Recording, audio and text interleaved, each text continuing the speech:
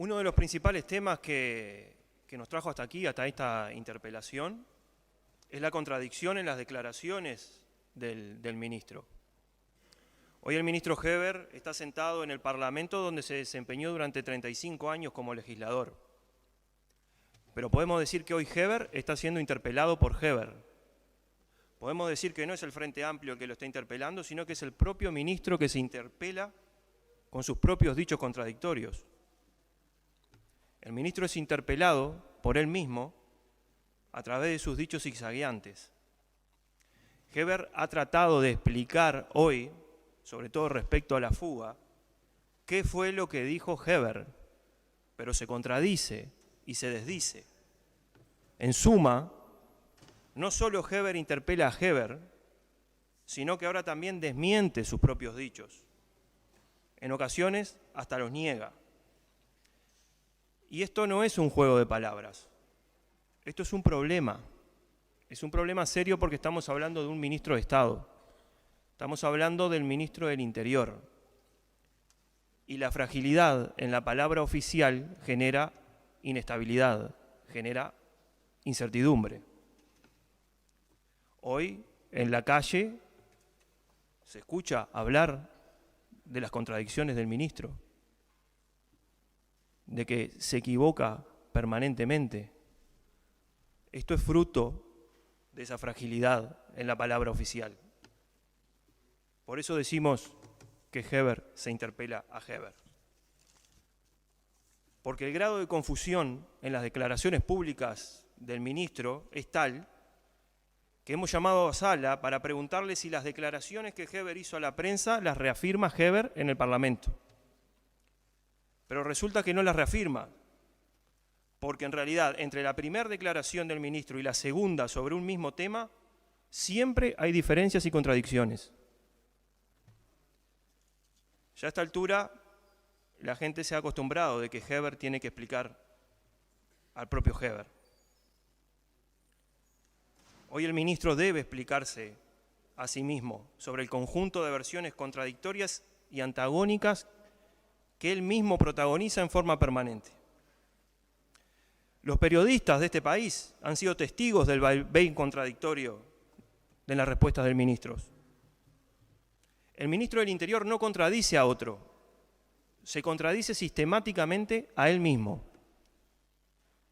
Hoy nosotros veníamos con la esperanza de que acá quedara claro qué fue lo que pasó respecto a la fuga, cuál de las versiones es la verdadera,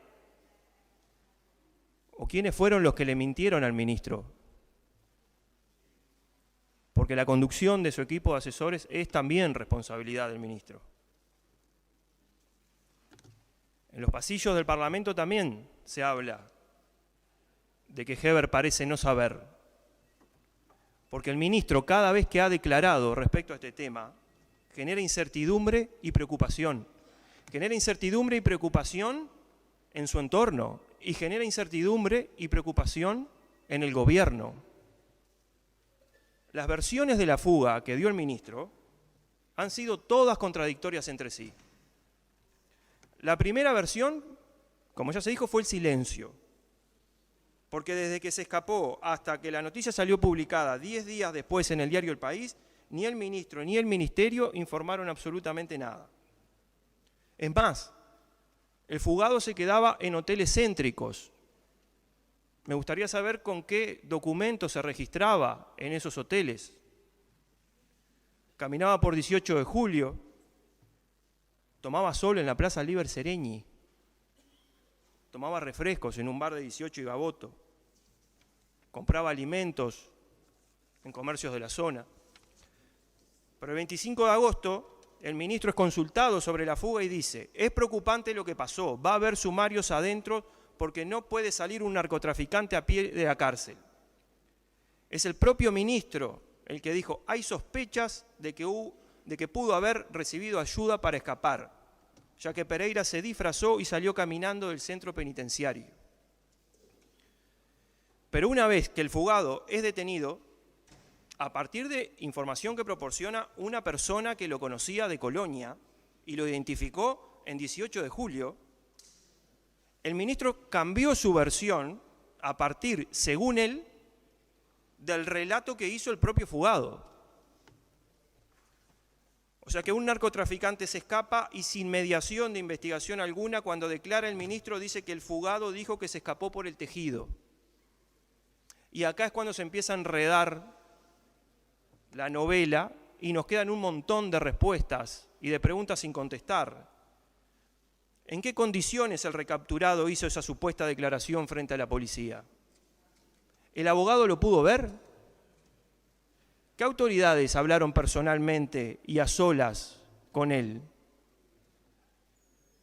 Y la novela que el ministro intentó escribir, hizo declaraciones públicas y también publicó en su propia cuenta personal de Twitter. Cerramos la jornada con la noticia de que un gran trabajo de la policía y con la colaboración del pueblo uruguayo logramos capturar a quien días atrás había fugado del Comcar.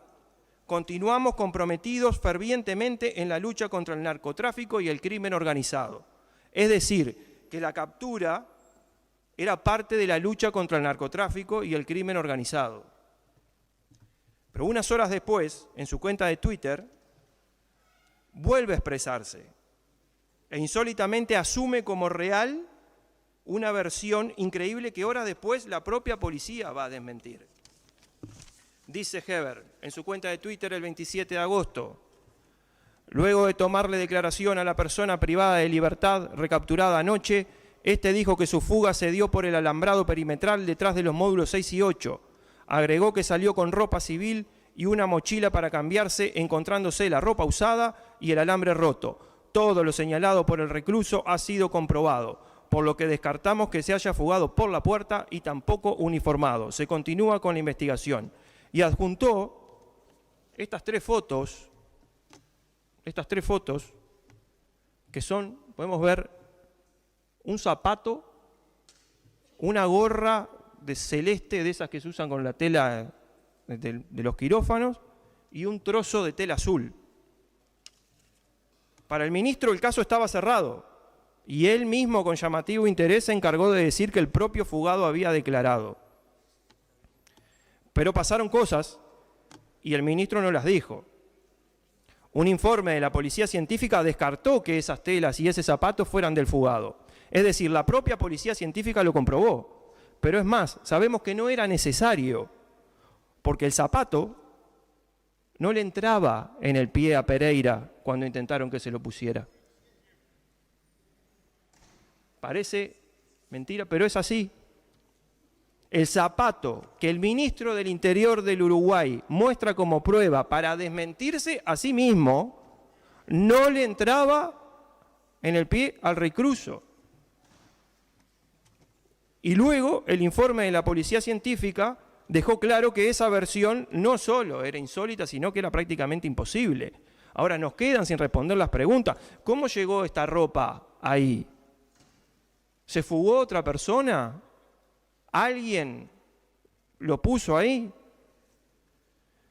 Todos los presuntos involucrados siguen prestando tareas de manera idéntica al momento previo de los hechos relativos a la fuga. No quedó claro si se tomó algún tipo de medida cautelar en la órbita administrativa sobre los funcionarios involucrados.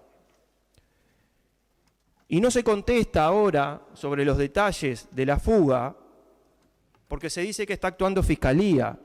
Ahora la pregunta es, ¿por qué no se tomó esta misma actitud cuando el 25 de agosto se comenzó con esta saga de declaraciones, cuando supuestamente Fiscalía también ya estaba enterada y también ya estaba en proceso de investigación? Pero hay más elementos contradictorios. El ministro dijo, este es un señor que consumía droga y traficaba droga dentro del penal, no es un narco.